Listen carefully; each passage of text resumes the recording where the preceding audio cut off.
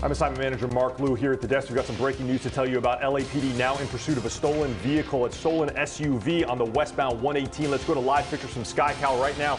You can see this pursuit happening, heading right now through the near the Porter Ranch area. It looks like it may have just made a turn southbound onto the 5 in the Pacoima area. This pursuit just started a few minutes ago. That silver Honda CRV that you see there in the center of your screen, LAPD described it on the radio as a code 37 vehicle. That's the police code for stolen vehicle. They started following on the northbound 405. It went up into the Sylmar area onto the eastbound 210 and then back onto the 118. Now looks like it's on the southbound 5. We do not know how many people are inside that CRV beyond just the driver, and there is an LAPD units and an airship overhead. But right now going about 90 miles an hour here at 6:15 in the morning on the southbound 5. This is when people are starting to get on the freeway for their early morning commute, and you can see all the way across lanes here, and that LAPD cruiser from the LAPD Mission Division now joined by another one right on the tail of the stolen CRV. Now, they did read the license plate off the back of this vehicle. That is very likely how they determined that it was stolen, but it looked like at the very beginning this driver had wanted to pull over into the center divider and open their door, but then they immediately put on the gas and floored it, and now we are exceeding 85, 90 miles an hour on the southbound 5 right now. Again, we don't know how many people are inside beyond the driver, but LAPD certainly close and in full pursuit mode of this vehicle here this morning on the 5.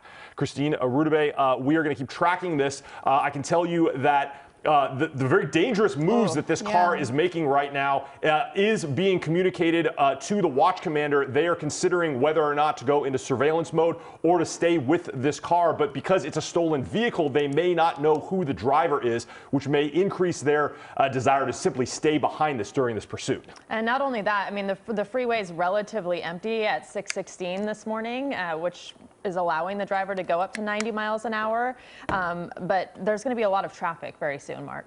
Yeah, I agree. You can already see that this is the 5 freeway. It's one of the most heavily traveled routes in Southern California, and he's going southbound right now, which is the most common busy area, the busy direction in the morning as people use it to get into the downtown LA area. Now, we're in Sun Valley right now. We're going to be approaching Burbank Airport shortly. Not too much general aviation in the air this morning, so it's pretty clear. So you know, the air unit and our SkyCal are able to follow this pretty easily. But you can see this driver going from the HOV lane all the way across all lanes. This is pursuit behavior that we can see from someone that has no regard for the safety of anyone, certainly in their own vehicle, but certainly also not anyone on the freeway. And now it looks, as SkyCal zoomed out a little bit, there was a possibility that some of those lights and sirens may have backed off because of the danger and speed of this pursuit.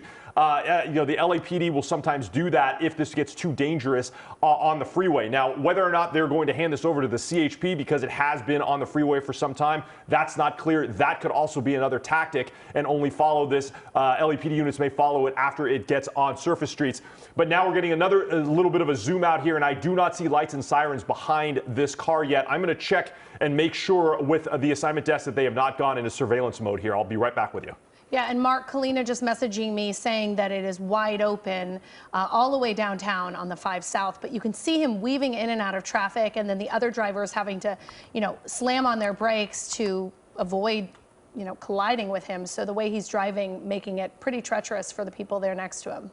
Yeah, we've seen in other pursuits where drivers basically follow the rules, even with not stopping, and they follow the rules of the road. But this driver is weaving all over the road through various lanes on the shoulder, speeding, dodging traffic, weaving through traffic. There's another police car off to the left. Yeah, there's a police car off on the left, you see, but it doesn't look like the lights are on. He's just kind of tailing behind. Yeah, he might have just passed him coincidentally. But you can see, I mean, there is traffic kind of building up, but Kalina says it is wide open, so he's keeping those speeds 75 miles an hour right now, but we saw him go up to 92, 93 earlier. And Kalina, you obviously look at this stretch of highway every single day, the stretch of freeway. What are we expecting? When does the traffic really get heavy here? So, you know, because it's Friday, it's always a little bit different. We always see lighter conditions on Fridays. And when I'm looking at the map right now, it's just green, especially on the southbound side. So northbound traffic, we have some out of East LA into downtown, but southbound, according to the maps here, it looks pretty open this morning as you continue in the southbound direction. But it looks like you might have exited the roadway and now on some surface streets here through this area. So I'll be zooming in on some of those surface streets to see what they look like. But again, just because it's so early, it's also a Friday, I'm not seeing the congestion that we typically see on a Tuesday or a Wednesday or a Thursday. So there is a slight advantage when it comes to this type of pursuit at this time of the morning at 6:19. Usually the traffic on a Friday doesn't really build until 7 o'clock or 7:15, 8 o'clock hours. So that's what we're seeing when it comes to the actual freeways. But now on the surface streets, totally different story where they're usually pretty quiet, especially throughout this area. And Mark, he did slow down. He is off the freeway now where there's less traffic on these surface streets. Yeah, so Rutabaga, here's the situation right now with the radio traffic coming out of the LAPD. It turns out that the ground units that we saw with their lights and sirens on the freeway, they ended up losing sight of this vehicle. They had to pull back because of the dangerous speeds and reckless driving, but there was no LAPD air unit overhead. So right now, Air 10, their LAPD unit, is trying to get into position right now, but they are quite some distance away. There are no lights and sirens behind it and no air unit overhead. So right now, there is no one tracking this vehicle except for SkyCal and perhaps another media airship. So this driver does not have any law enforcement behind him or her right now as they continue here on surface streets in the Sun Valley area just north of Burbank Airport. Now, we still see some pretty reckless driving going on here, but LAPD now trying to sort out what units, if any, are going to be coming up behind this car to either re-engage in this pursuit or simply let it go and try and track it with perhaps another law enforcement agency or catch this driver later. So there are no police units behind this one right now, just media airships like SkyCal overhead. Following this, this still may end up turning into a pursuit in the future later. But as you can see there, on the left side of your screen, the live pictures, this driver now sort of driving in a more reasonable speed, about 40 miles an hour on surface streets here. I think that they're north of the 5 freeway, heading up towards like Latuna Canyon, that area near Glen Oaks Boulevard and Tuxford in this general area. A lot less people on the road, but no lights and sirens behind this vehicle so far. I am still trying to track radio traffic to see if there's another law enforcement agency or if LAPD wants to re-engage. But right now, this driver really on their own. And so, Mark, when in instances like this, when the LAPD hangs back, they don't have a chopper overhead, they turn off their lights and sirens, what is the strategy then? Well, it's difficult to say because the watch commander may make a decision. They're probably communicating with command staff whether or not this is something that they want to re-engage with here with units on the ground, or perhaps if it goes onto the freeway, they may hand this over into the jurisdiction of another law enforcement agency like the CHP.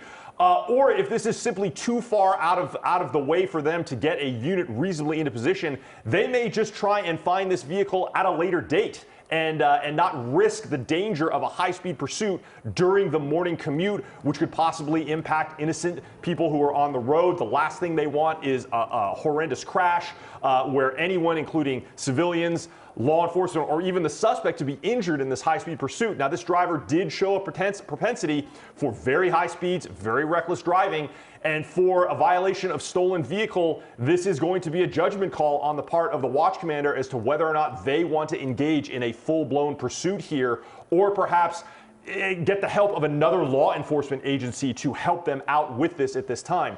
But I continue to see no law enforcement air unit overhead, and we have not heard any radio traffic yet of law enforcement vehicles coming up behind this car to re-engage at this time. We just saw the window, it looked like, go down, and the driver kind of acting erratically. You could see somewhat of a face of the driver. Hard to tell what the person looks like, if it's a man or a woman, but it looks like the windows are tinted, and when we got that close-up, you could see the window coming down, going up, and the driver kind of looking out almost looked like he might be talking to someone or looking at something. But we know this person has no regard, as you mentioned, Mark, for the safety of other people, driving very erratically, not sure if he has a plan. And there are so many questions when it's a stolen vehicle. I think he's aware of the helicopter above him.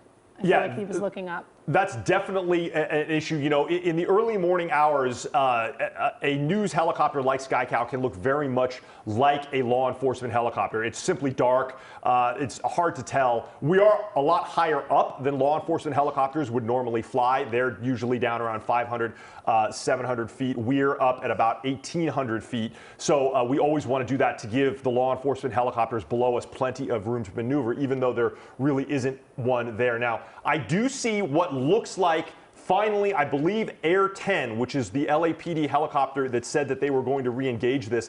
They look like they are coming up behind SkyCal, moving pretty fast at about 90 knots. They're at about 1,200 feet. That's about the standard altitude. They don't have a call sign on the radar, but that's common for law enforcement airships to not have a call sign on the radar that we use here at the assignment desk. It looks like they may be joining this. They are probably following SkyCal because we're the only ones looking at this right now. They may come up behind and see this silver Honda CR-V driving down there. It's really not hard to spot this one today because there's not many cars on the road. So we may see a possible re-engagement of law enforcement LAPD airship to follow this one.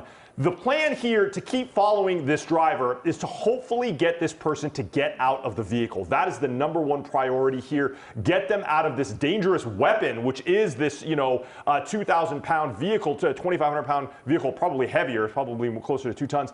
That they don't want any injuries because of a crash. Once this driver is out of the car, the safety level that goes way up, danger level goes down. They will then rush units to the scene and take this person into custody. Hopefully, this driver will do that soon. They're driving in a much more reasonable fashion here. You can see passing a school bus right there, but still straddling lanes occasionally and driving a little faster than you would expect to see on a street. It's about 50 miles an hour right now. But hopefully we are going to see this driver get out soon. But I do see the LAPD, I believe that is an LAPD air unit coming up behind this one. I'm going to listen to some radio traffic and see if he calls out to units on the ground to re-engage. Yeah, and they also need to take into account when they're tracking this person and how they want to handle it, because we are talking about a stolen car. We're not talking at this point that they're looking for someone for a violent crime that we know of. You know, you're going to start having kids on the road with their parents, going to school, people walking more. It looks like the car is going to make a U-turn there, and you can see the driver now. It's hard to know if there's anyone else in the car. It's hard to see if there's a passenger. It looks like the windows are tinted, but we did get a look at the driver. It looks like a man or a male. Looks like he has the window down. Yeah, he was looking out a little bit earlier, but that is a good reminder when we saw him go past the school bus there. As you mentioned, people within the next hour are going to be walking their kids to school. He's been on surface streets. He's been on the freeway. If you're just joining us, this pursuit started with the LAPD. This is a stolen vehicle pursuit. It started about a half hour ago. It was on the 118. It was then on the southbound 5. Then he went on to surface streets. He's now heading onto the 210 West. So he's kind of been all over the place, totally disregarding traffic rules, weaving in and out, weaving in and out of lanes, speeding at times almost up to 100 miles per hour. And as traffic builds, that helicopter scared me. That was a police chopper there. As traffic builds, this is going to become a more and more dangerous situation. So right now, Mark says there are no lights and sirens behind him, but the chopper is in the air. Both our SkyCal chopper and the police helicopter are tracking this stolen vehicle pursuit at this hour. They have to be so careful. So many things to consider, so many people on the road, so many places he can go right now.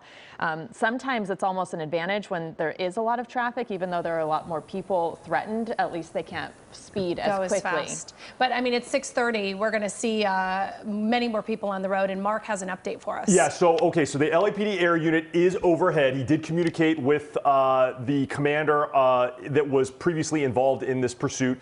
The air unit is going to stay and follow this vehicle here. This is on the, westbound 210, sort of heading back to where this pursuit started in the Sylmar area. But the commander did communicate with the air unit that they do not intend to re-engage this pursuit with units on the ground. The air unit is going to continue to follow this for the time being. And I'll tell you, Rudabeh and Christine, the longer this Honda CR-V stays on the freeway, the greater the likelihood that the California Highway Patrol will pick this up, especially if they know that there is an LAPD airship overhead that is following. They can assist the CHP units on the freeway in finding this. That increases the likelihood that the CHP may pick this up. Now, it's unknown or unclear if there are any CHP units here in the north part of the San Fernando Valley that are in a good position to pick this one up, but it is very likely that the longer the LAPD air unit stays overhead and the multiple other media airships that are overhead now, including SkyCal, the CHP very likely will be the one to take this. Now, if this vehicle keeps jumping on and off the freeway, it's possible the CHP may not want to do that because it kind of floats in and out of their jurisdiction on the highway. But for now, it looks like the LAPD is going to follow this only with their air unit and not with any units on the ground. And Mark, they do that also to just keep the drivers on the road more safe by just following it from above than on the ground? That's true. That is a big component of the surveillance mode technique that we're seeing right here. They call it surveillance mode or tracking mode, where really the only eyes on this vehicle are the air unit overhead and not police officers in their patrol cars, lights and sirens behind this car. We saw earlier the very reckless driving that this driver was engaging in on the 118 freeway when there were lights and sirens right behind him. But since those lights and sirens have backed off and basically disappeared, this driver has been driving in a much more reasonable fashion. The speeds are still a little high, but we're not seeing intense weaving or, getting around cars in an aggressive fashion. And so this has ratcheted down the danger level a little bit. It's still dangerous that this car is on the roadway here with a driver that clearly does not want to give up. But at least the danger level of a sudden collision has dropped, and this is making these a little bit more comfortable for law enforcement. They do not want to see any injuries here. Now, my colleagues at the assignment desk, they are listening to see if CHP has been talking about this. Haven't heard it yet, but we continue to see a tracking by the LAPD air unit overhead just to see where this driver goes this morning. We still don't have a good number of people inside that car beyond the driver, which you guys had mentioned that it looked like a man. I had not been able to look closely enough to see in there. Those windows are kind of dark and the sun really isn't up all the way this morning. Yeah, and you think about these drivers who are just heading to work or maybe dropping off their kids at school who have no idea this is going on. At least when there are lights and sirens, it kind of gives other drivers an indication that this is coming and that maybe they should pull over, but they really have no idea what's going on. You see how dangerously he's driving. It looks like he's getting off again. Yeah, he's getting off the freeway again, swerving in and out of lanes, driving on the shoulder, coming pretty dangerously close to a lot of other vehicles there. And he's been very lucky because the traffic has been on his side. It's been light this morning, Friday light. He's been getting all the green lights, so we haven't seen him have to, go through a red light or slow down on the freeway, and that, of course, makes it more difficult for them to get him to stop.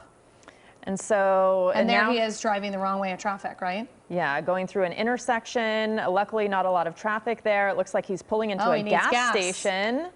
Or he's going to just drive through. Yeah, or he might just be turning around, using it to turn around. But you see other people are there. Could be a dangerous situation. He's getting out of the car. Looks like he's going to get out of the car and maybe run. Yep. Let's see where he goes. Obviously, the people at the gas station have no idea what's going on. And it looks like only one hopefully person. He's not going to take another car. Hopefully this is not any kind of violent act. Oh, that person driving away. Okay, this is not good. He got into that car. We don't know if he's armed. We don't know what this driver is going through right now, but he did jump out of the stolen vehicle, and now he's in a stranger's car that he just picked up from a gas station. And he got in the back seat, right? Yeah, he could be holding them hostage. He could have a gun. This person could have been waiting for him. Or it could be someone waiting for him, because they did take off immediately. Right. So either way, though, it's a dangerous situation. We don't know if he jumped into someone else's car, an accomplice who he'd been speaking with, who was waiting for him at the gas station. He was trying to meet up with this person, or this could be even a hostage situation. We really don't know at this point, because if he did jump in with a weapon and said, just go, that driver would go. And we're looking at a BMW now here, right? A BMW SUV? It's hard for me to see. I think it is. So yeah, if you're just joining us, the suspect in this pursuit pulled into a gas station. We weren't sure if he was going to fill up. Then he got out and quickly got into this car. We don't know if it's a carjacking, hostage situation, or if that car was waiting for him to pick him up and get him in a different vehicle. But as you can see there on the right side of your screen, there the suspect gets out of the car. You can see he walks or runs over to another part of the gas station and then gets into that waiting car. And it looks like there are two people. There's a passenger and a driver in that car. Yeah, it is it does happen so quick that you almost feel like they were waiting for him. But if he had a weapon, obviously they'd move quick as well. And Mark joining us now with another update. Yeah, okay, so just as I had suspected, the LAPD air unit called the CHP and said, hey, we could use some help with this. And CHP says, we are happy to help. So they have units coming from the Newhall area to re-engage, and I definitely did hear the LAPD unit tell CHP, be advised that silver Honda CR-V is no longer our target. It was dropped off at a gas station. The new target is this dark-colored SUV that is basically on the freeway again. It looks like it's on the eastbound 210, maybe on the 118. It looks like they may have just transitioned to the westbound 118. But law enforcement absolutely aware that the driver of that stolen CR-V is now in this vehicle, so this is now their target. And the CHP says, we are going to get units in position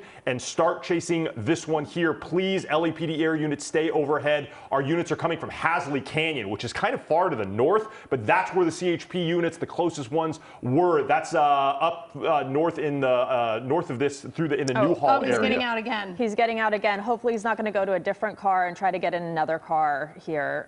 Looks like he's running on foot. Yeah, it's so unclear what is going on here. What is his plan? He's got his hands in his pockets, so it's hard to tell if he's armed. He just went under that freeway there, so we lost sight of him for a second. Maybe that was his plan, Mark. I don't know if he knows the choppers are overhead, but you have to wonder who is in that BMW. Were they hostages? Were they accomplices? They seem to be following the rules of the road. There he is on the other side. You see him down there on the left part of your screen, very small, behind the tree there. Oh, we just lost him. Wrong way. And now there's a pedestrian here, so he should be on the left side of the freeway. We saw right by him. the food truck there. Is that a food truck? Do you see him there? No, I mean that's where he was headed. Yeah, but now so I don't see he him. went to the left side on foot. Not sure what this building is. Is that him right there? Okay, there he is. He's that's him. running on foot, and unclear if he's going to jump into a different car, if someone else is waiting for him. So many questions about what his motivations are, what's going through his head right now. Is he under the influence? Is he armed? He's running with his hands in his pockets. Has he committed other crimes before he stole that original car? And who were the people in the BMW? That's going to be a question that they're going to have to ask, Mark. They're going to have to go see that BMW. Yeah, currently the air unit is trying to keep eyes on both the BMW with one headlight out, they said, and then this is definitely the driver, they say, that was in that silver SUV that got out. He is jogging here southbound, at Paxton and Fellows in the Pacoima area. I think my guess is that this driver was attempting to get away in that black BMW SUV and realized that his ruse did not work, that the air unit spotted him transitioning from one vehicle to the other. So whoever that was in that BMW said, you have to get out and probably run. They're still following us. So now he's hidden under the trees here. But the air unit does have eyes on this person, and they are vectoring in ground units in here as soon as they can to get this driver. They simply described him as an adult man wearing all black clothing, running on the street. Unclear if this person is armed or not, but they do think that there was just one other person in that dark-colored SUV.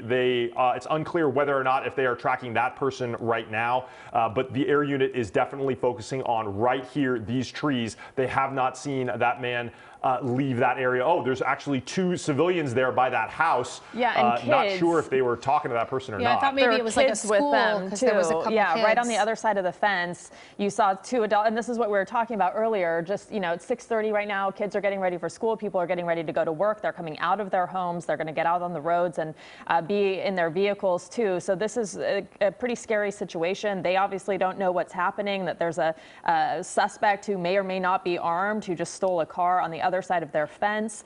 And unclear what his plan is right now. He seems to be getting a little fatigued from jogging.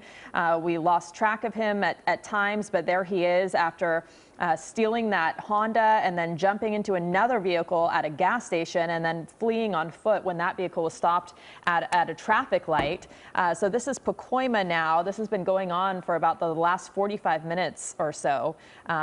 Unclear, Mark, sometimes they try to go back to their own neighborhoods. He did get back on the 118 twice, both in the Honda and in the BMW. Yeah, that's exactly right. We've seen over and over again drivers involved in pursuits go to areas that they're familiar with. It's very rare for a driver to simply strike out into the unknown unless they're being very, very reckless. It's very common, as you mentioned, for these drivers to return to perhaps neighborhoods that they work in or they live in. And now it looks like we are seeing our first law enforcement here. These look like LAPD officers, perhaps those look like LAPD that are now taking this driver into custody here right by this canopy here in Pacoima, Glen Oaks, and Devonshire Street. He basically walked right into a number of police officers who are ready for him. So they obviously planned well. They got their units on the ground. They tracked where he was going. They kind of predicted where he was going. And then it looks like he's basically given up without a fight. The question is still, who is in that BMW? Was that an accomplice? Were those victims? And I'm sure as the day progresses, we're going to find out a lot more about his motivation, whether he committed any other crimes. They have him on the ground now. They're cuffing him. They'll recover any weapons if he does have any weapons on him. Dangerous situation, but they don't seem to be too frantic there because he hasn't really put up a fight. He almost felt like he was giving up toward the end when he got out of the BMW. He knew that they were tracking that car. He was running at times, but we saw him walk. He was obviously in a mix of residential, and then this looks more industrial. It almost looks like a homeless encampment maybe here. I think there's a lot of warehouses in this part. And he moved from where the homes were, which it made me uneasy because you could see people in their backyards not knowing that someone on the other side of the fence was being pursued by the police. So it looks like they're putting some evidence in a bag there. It's very hard to tell what that is. But and they're frisking him. Yeah, he did have his hand in his pocket for a lot of the time when he got out of the car and was on foot. So obviously it's a question that they have on their minds as they try to take him into custody, and a question that a lot of other people would have on their minds too if they knew what had just happened as they take their kids out in the backyard and try to take their kids to school out on the street. But this has come to an end in Pacoima. And it does look like this is a homeless encampment that he kind of headed towards. There were times when we lost sight of him because he went under the freeway or he went under a tree canopy. So, but the police obviously did their job and were waiting for him and ready to apprehend him. And thankfully, it seems like it's now come to a peaceful end. No one injured in this morning pursuit. And we're going to take a break. Stay with us.